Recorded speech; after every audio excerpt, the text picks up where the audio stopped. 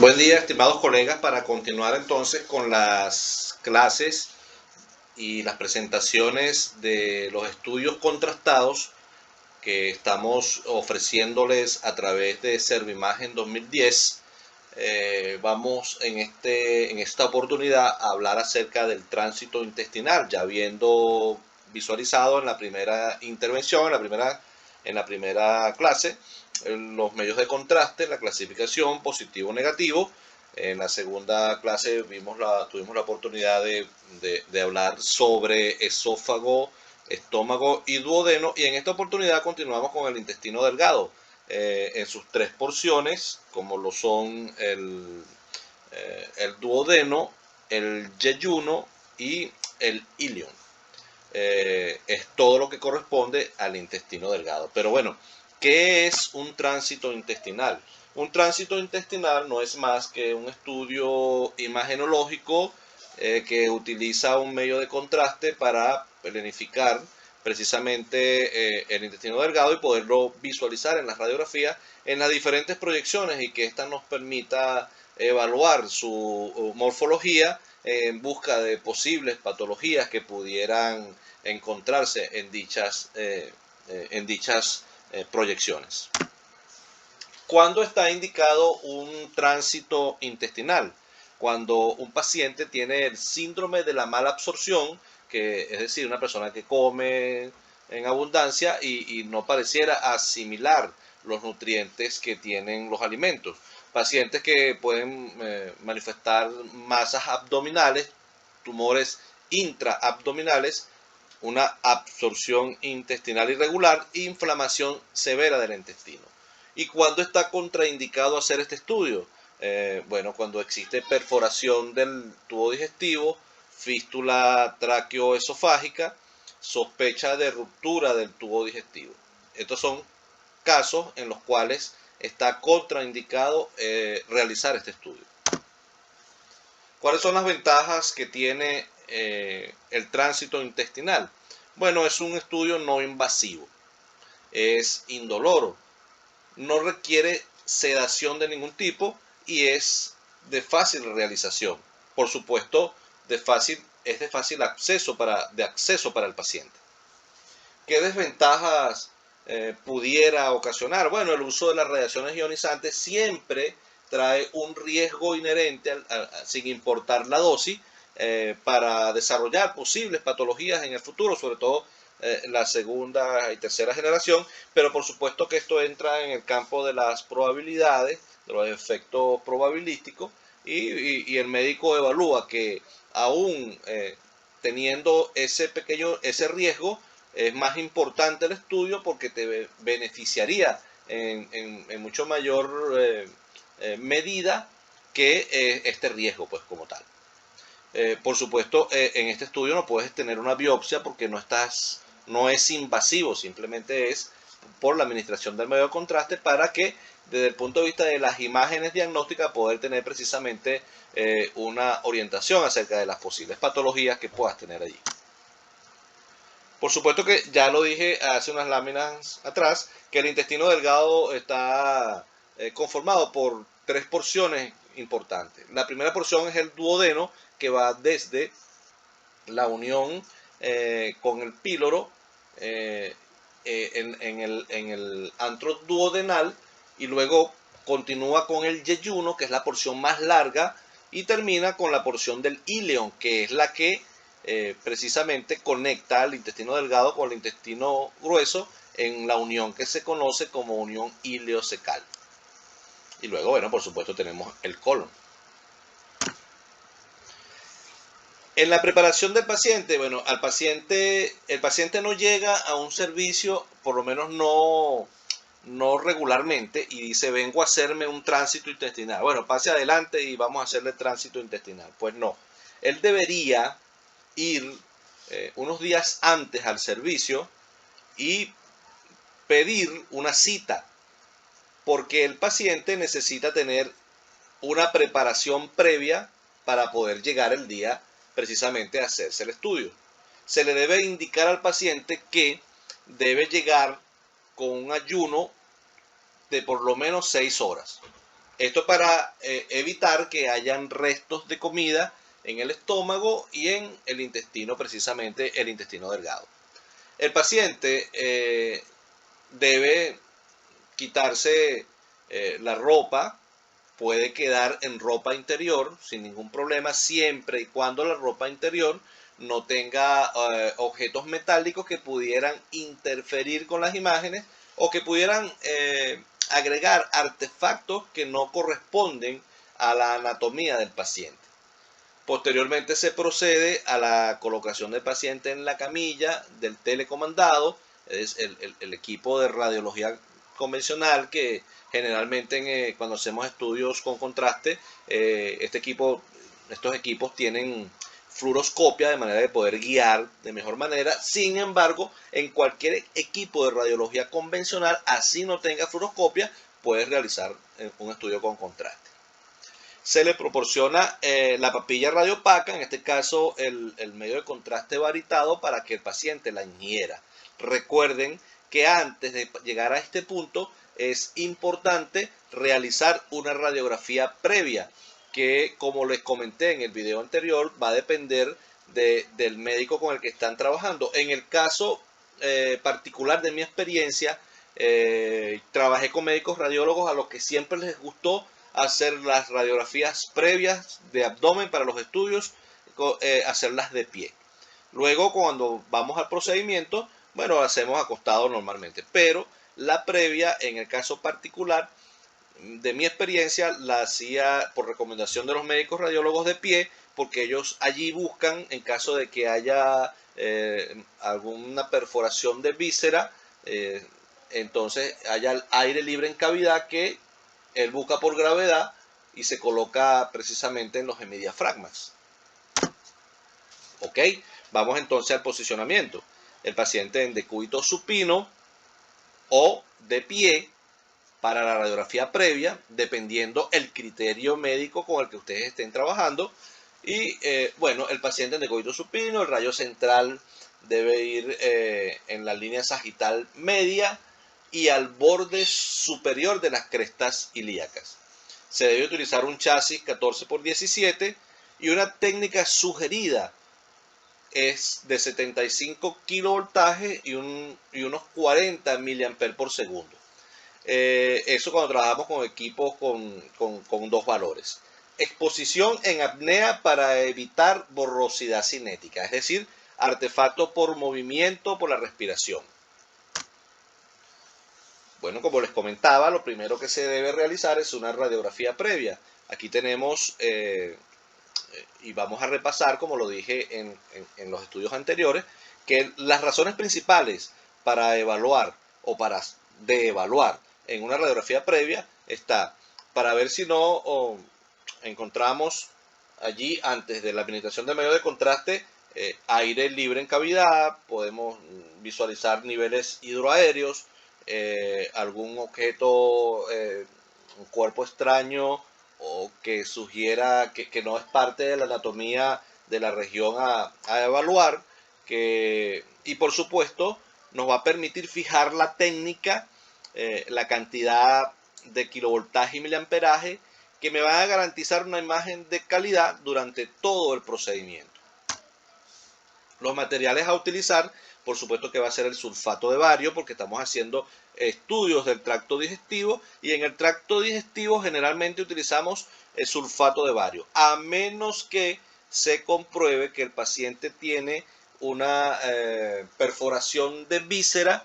En este caso podríamos utilizar un medio de contraste iodado hidrosoluble diluido con agua, para que si migra el contraste a cavidad, no haya ningún problema, porque luego el organismo reabsorbe este yodo, este contraste hidrosoluble, y lo elimina luego por riñón. Cosa contraria si pasara con el contraste varitado, porque por su alto número atómico no es asimilado por el organismo y quedaría disperso en la cavidad abdominal, pudiendo en algunos casos ocasionar alguna complicación. En este caso podría ser una peritonitis.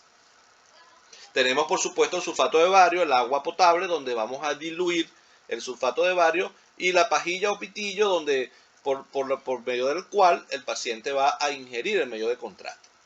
O el paciente, una vez que ingiere el medio de contraste, después que le hacemos la radiografía previa, lo llevamos al equipo de radiología convencional, ya sea un equipo convencional o telecomandado, para realizar, por supuesto, las diferentes proyecciones en el tiempo preciso, desde cuando comienza a tomarse el contraste hasta que el mismo contraste llega al colon.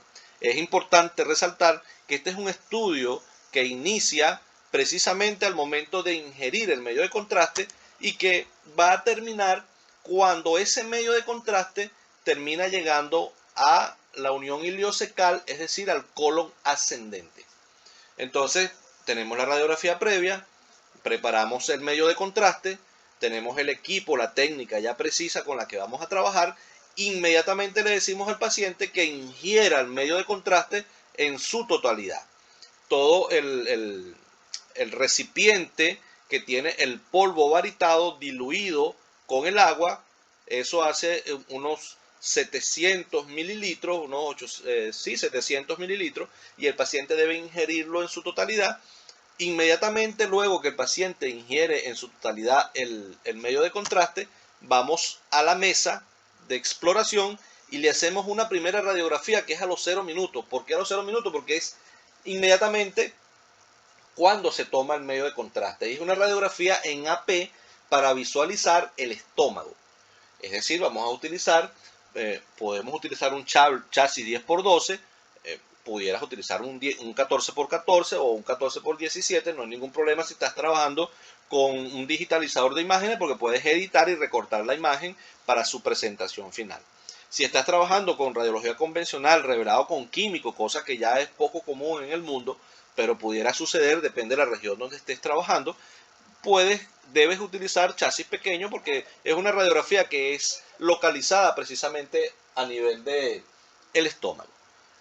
Inmediatamente el paciente puede cambiarse y caminar dentro del servicio, puede salir a la sala de espera, y a los 15 minutos hay que hacerle una radiografía, pues siempre en AP y acostado, a menos que el médico te sugiera que hagas una PA o hagas una decúbito lateral con rayos horizontales, o bueno, puedes hacer alguna con compresión. Todo esto va a depender de la dinámica o que nos vayan presentando las imágenes de acuerdo al tiempo y a la distribución del medio de contraste en el colon, en el intestino delgado. Cuando vamos a la lámina anterior, bueno, fíjense lo siguiente: se hace una a los 0 minutos, una a los 15, una a los 30, debe hacerse otra inmediatamente a una hora, y de ser necesario, después de una hora, hacer cada una hora, es decir, 0 minutos, 15 minutos, media hora, una hora, y de ahí en adelante cada vez una hora, es decir, sería a las 2 horas, a las 3 horas. Eso es en caso de algunos pacientes que tienen un tránsito intestinal lento, obviamente patológico, y nuestro estudio no va a terminar hasta que ese medio de contraste no llega a el colon ascendente en la unión iliocecal. Yo tuve en mi experiencia algunos casos de pacientes hospitalizados en la clínica donde trabajé en esa oportunidad, en el que comenzamos un estudio de tránsito intestinal a las 2 de la tarde. El paciente subía a su habitación en piso, en hospitalización, y terminábamos haciendo ese estudio 24 horas después. Por supuesto, ya después de la segunda hora, el médico te decía, no, dale 3 horas más. Y entonces a las 3 horas íbamos y el tránsito es súper lento. Por supuesto que eso no es en todos los casos, pero son casos que pueden presentarse. Posibles hallazgos con este estudio que nos podemos conseguir. Tenemos, entre muchos, por supuesto, fíjense aquí, estenosis en el ilion. Mira cómo se ve acá pequeñito, ¿no? La estenosis debe tener algún origen. Seguramente a este paciente le mandan a hacer exámenes de laboratorio que puedan comprobar si o no existe alguna posibilidad de tener algo tumoral en su organismo. Le hacen los antígenos que corresponden y bueno, por supuesto, además que con la clínica, y esto necesita la valoración de un especialista, por supuesto, en medicina, que es el encargado, en este caso su médico tratante. Esclerosis sistémica que ocasiona retardo en el vaciamiento. Fíjense como aquí vemos el estómago pasando al duodeno y con muy poca distribución a nivel del resto del intestino delgado, porque tiene un retardo en el vaciamiento. Aquí tenemos estrechamiento, y pérdida de morfología. Fíjense ustedes, Dios mío, este intestino delgado no está en la distribución que corresponde anatómicamente. Entonces, bueno, eso tal vez hace que sea estrecho y que ese tránsito sea lento. Bueno, he querido finalizar la presentación de cada estudio con algunos pensamientos con respecto al contraste, ¿no? Que no es precisamente a los contrastes utilizados en radiología, pero que definitivamente tienen un juego de palabras interesante. El contraste de estilos es siempre lo más divertido de ver, definitivamente, porque si hay algo de un solo tono, sería muy aburrido, ¿no? Siempre los diferentes estilos, las diferentes formas de ser, los diferentes, en el caso nuestro latinoamericano, las diferentes culturas son lo que precisamente nos hace ser lo más divertido de ver. Bueno, continuamos entonces, ¿no? Vamos con el colon por enema. De una vez haber visto el estudio de tránsito intestinal, vamos a iniciar entonces con el colon por enema. Recuerden que en el grupo del WhatsApp pueden sugerirnos, pueden compartir experiencias de acuerdo a sus vivencias haciendo este tipo de estudios, y pueden también orientarnos de acuerdo a mejores técnicas, mejores proyecciones. De eso se trata este encuentro, que es el intercambio de conocimientos y de ideas para el crecimiento profesional mutuo, de aquí para allá y de allá para acá. Bien, vamos entonces a continuar con colon por enema. ¿Qué es el colon por enema? Es un procedimiento radiológico usado para examinar la mucosa del colon y el recto. Es también conocido como serie intestinal baja, ¿no? Recuerden que teníamos arriba, tal vez seriada gastroduodenal en algunos sitios para el esófago, estómago y duodeno, seriada intestinal media para el intestino delgado o tránsito intestinal, y esta también en algunos lugares la llaman como serie intestinal baja cuando nos referimos a colon por enema, pero mayormente en el mundo es conocido como colon por enema. A diferencia del esófago, estómago y duodeno y del tránsito intestinal, que el contraste es tomado por vía oral, es ingerido, en el colon por enema es al contrario, es por vía retrógrada. El paciente necesita una preparación previa, por lo cual el paciente debe ir a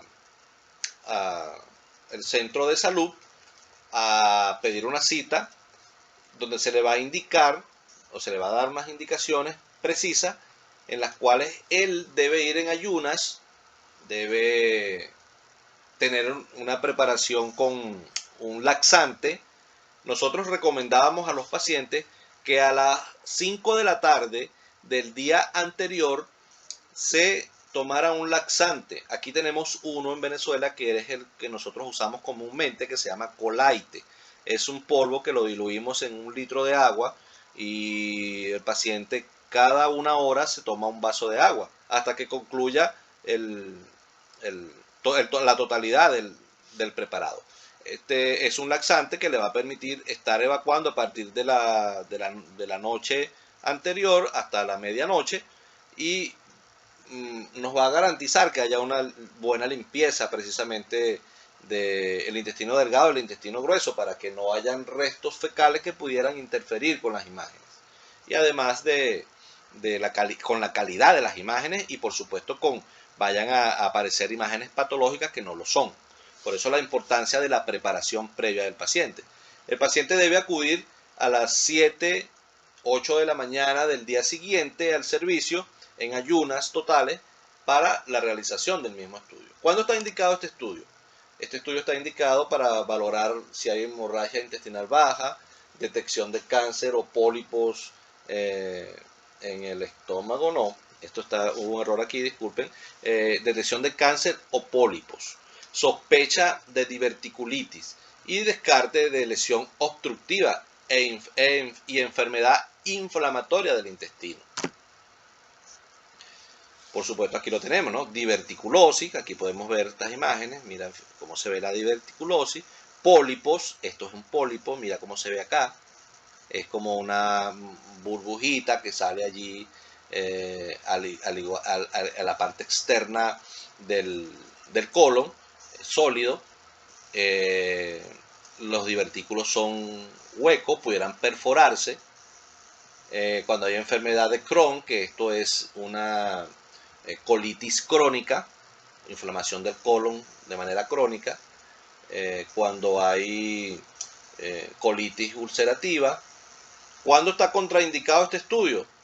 Alergia o intolerancia al contraste. Poco común esto porque el medio de contraste varitado pocas veces da reacción. Realmente, como el organismo no absorbe el bario, pero bueno, existe siempre la posibilidad de desarrollar algún tipo de alergia, ¿no? Aunque sea muy baja. Que tenga alguna patología en el ano que impida la introducción del contraste, en este caso de la cánula.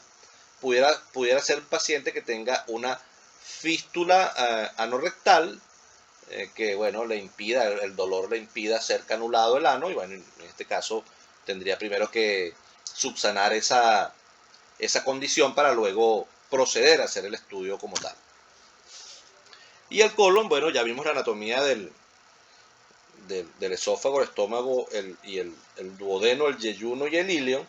Y ahora vamos con la anatomía del colon, que tiene unas porciones importantes. Aquí tenemos la unión iliocecal, aquí tenemos el apéndice para echar bastante de broma, porque todos los que cuando esta pequeña prolongación del colon se inflama, sucede la bien llamada, la bien conocida apendicitis, inflamación del apéndice, que termina con la extirpación de la misma por cirugía.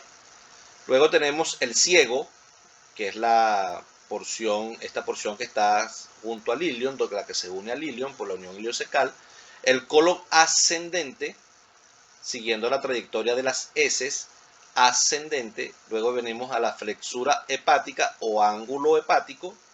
Luego tenemos el colon transverso. Esto se llama ángulo hepático porque está del lado derecho, donde se encuentra el hígado. Todo lo que es hepático se relaciona con el hígado. Luego tenemos el ángulo o flexura esplénica. Esplénico porque está del lado del vaso, y todo lo que es relacionado al vaso es esplénico. El colon descendente. Tenemos el colon sigmoide. Y por último tenemos el recto el recto y el ano. Muy bien. El paciente, como les expliqué hace unos instantes, debe tomarse un laxante el día anterior, una dieta líquida antes del laxante. El paciente va a evacuar durante la noche para llegar al servicio bien preparado, ¿no? Luego tenemos los materiales. El paciente, el médico radiólogo encargado de hacer la canulación anal, tiene la bolsa para colon por enema, que consta de precisamente la bolsa con el bario, que debe ser diluido con agua potable. Tiene el tubo que va junto con la cánula, y el médico radiólogo se coloca sus guantes, por supuesto, con todas las medidas de asepsia que corresponden, e introduce la cánula a través del ano para, a través de esa cánula y ese tubo, poder administrar el medio de contraste que va a planificar el colon como tal. Nuestra experiencia nos dice que es aproximadamente un litro de de medio de contraste luego de la preparación que se encuentra en la bolsa.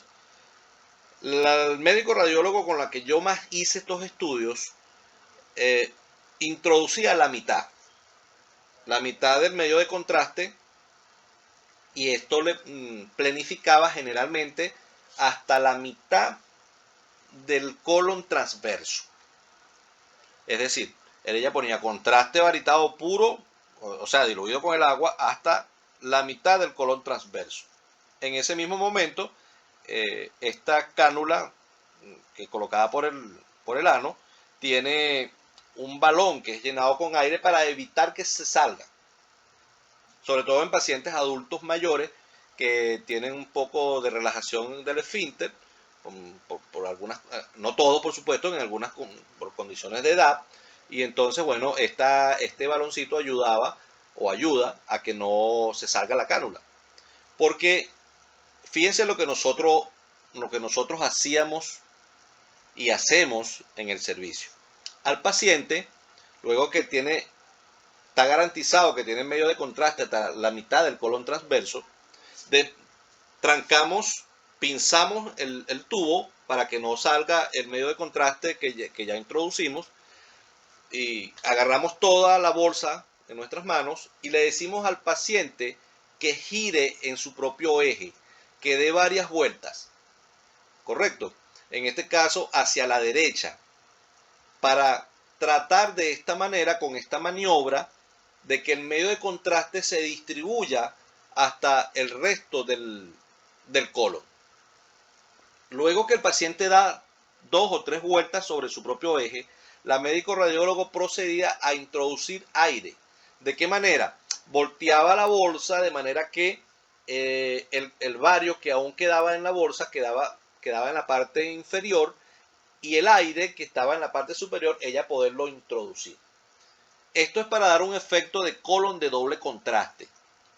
Contraste positivo, que es el bario, y contraste negativo, que es el aire.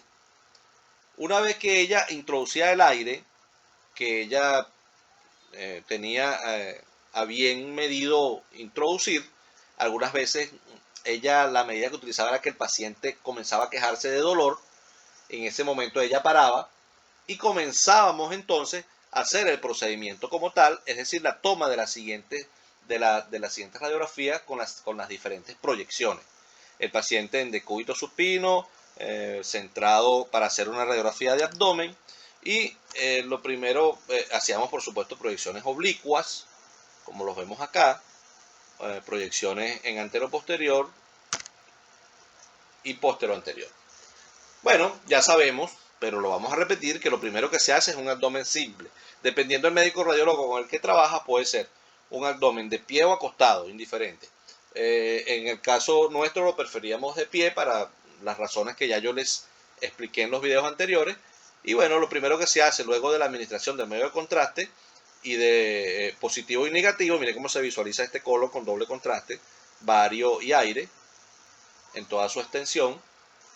Hacemos esta de inmediato, una AP, se hace una oblicua anterior derecha.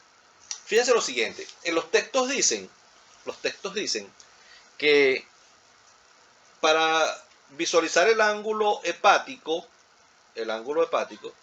debes colocar al paciente en oblicua posterior derecha y se visualiza el ángulo hepático, tal como lo podemos ver aquí. En oblicua posterior. Esta es oblicua anterior y este es oblicua anterior. Yo me refiero a oblicua posterior, ¿correcto? Pero nosotros lo hacemos de la siguiente manera. Nosotros hacemos oblicua anterior izquierda y hacemos el centrado del lado derecho para ver el ángulo hepático. ¿Por qué? Porque va a haber, por la separación de esta porción del colon, del ángulo hepático, por supuesto que se pone oblicua para poder desenrollarlo. Generalmente tiene una curvatura que cuando lo hacemos en oblicua podemos visualizarla de esta manera. Pero además él va a quedar separado del chasis con una distancia importante que nos va a magnificar la imagen y nos va a permitir evaluar, tener una imagen magnificada que se va a ver de mejor manera en la presentación final. Si entonces hacemos oblicua anterior izquierda para hacer el ángulo derecho, hacemos oblicua anterior derecha para hacer el ángulo esplénico. Fíjense cómo se visualiza.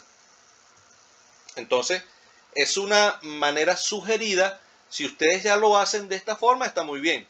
Si no lo han hecho nunca de esta forma, bueno, inténtenlo para que vean que quedan muy bonitas las imágenes con la magnificación y el doble contraste.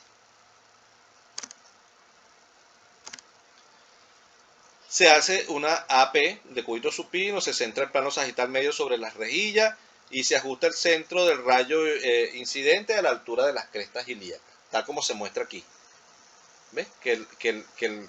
La línea horizontal pasa en el borde superior de las crestas ilíacas y la línea sagital media coincida con el plano sagital medio.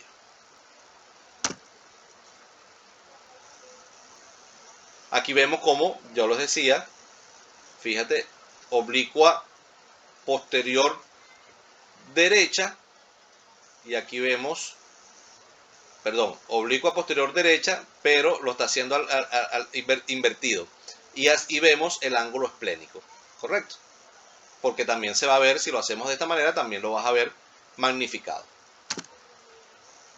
Ángulo hepático, bueno, lo hacemos invertido. Oblicua posterior izquierda para visualizar el ángulo derecho, porque vas a tomar es precisamente el que está separado de la película. Luego que tenemos entonces panorámica para visualizar todo el colon con el doble contraste, tenemos ambas oblicuas para visualizar ambos ángulos o flexuras hepática y esplénica. Vamos a hacer la parte del recto y hacemos proyecciones en AP y lateral. El recto y el colon recto sigmoide deben observarse opacificados con una adecuada penetración y sin movimiento. El recto se ha de observar en posición lateral sin rotación del paciente, es decir, debemos tener una posición perfectamente lateral, sin rotación del tronco ni hacia anterior ni posterior. Y debemos visualizar una imagen similar a esta, en la cual podemos ver el espacio que hay entre el sacrocoxis y el recto. Fíjense cómo se evalúa, ¿no? Una imagen demasiado bonita. Se hace luego una panorámica del colon en proyección AP para visualizar nuevamente cómo está. Y aquí tenemos algunos de los posibles hallazgos. No, fíjense acá.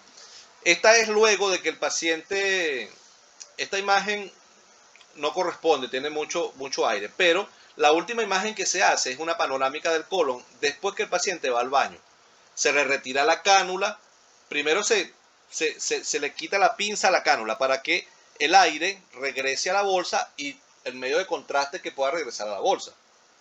Se descanula el ano del paciente y se le indica que vaya al baño y que él en el baño intente evacuar todo lo que pueda y lo que tenga allí.